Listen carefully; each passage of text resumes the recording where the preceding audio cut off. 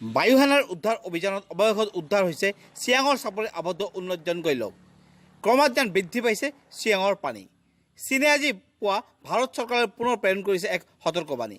ইতিমধ্যে ভাৰতীয় বায়ুসেনা বাহিনীয়ে আৰম্ভ কৰিছে ইয়াৰ উদ্ধাৰ অভিযান।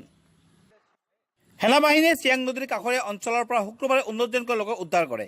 উদ্ধাৰ কৰা এই লোকসকলক ইতিমধ্যে বিমানযোগে আহি পাছিঘাটৰ এডভান্স লেণ্ডিং গ্ৰাউণ্ডত উপস্থিত হৈছে। চিয়াঙৰ অতিৰিক্ত উপায়ুক্তই এই কথা সদৰি কৰিলে পাব্লিক প্ৰেছক। উল্লেখ্য যে চাংপো নদীত হোৱা বৰষুণৰ ফলত চীনে তিনিৰাকৈ নদী বান্ধৰ পানী খুলি দিয়াৰ ফলতে উদ্ভৱ হৈছে এই পৰিৱেশৰ। এতিয়াও প্ৰায় 30জনকৈ লোক চিয়াং নদীৰ পাৰত বন্দী হোৱা বুলি জানিব পৰা গৈছে।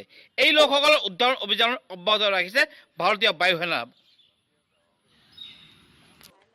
আপোনালোকৰ মোবাইল স্ক্ৰীনত প্ৰত্যক্ষ কৰা এইসকল লোকক ইতিমধ্যে উদ্ধাৰ অভিযানৰ যোগে উদ্ধাৰ কৰিছে বায়ুসেনাই।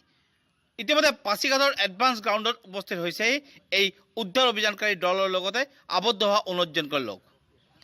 চিয়াঙৰ পৰা অপূৰ্বৰ বৰা, পাব্লিক প্ৰেছ।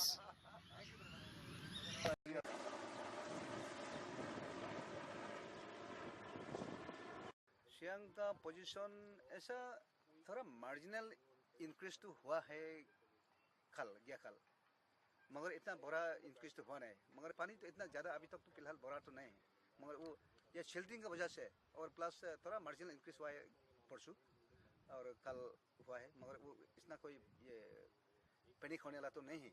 मगर ये शिल्टिंग की वजह से इतना हाई वेव्स जनरेट कर देता है और नीचे में अंदर में ये शिल्टिंग ला के तो इतना पिकुलर साउंड प्रोड्यूस करता है और ये इतना हाई वेव जो यहाँ में नदी प्रोड्यूस करता है जो कि कोई भी इसका पहले हिस्ट्री में ये नहीं देखा था।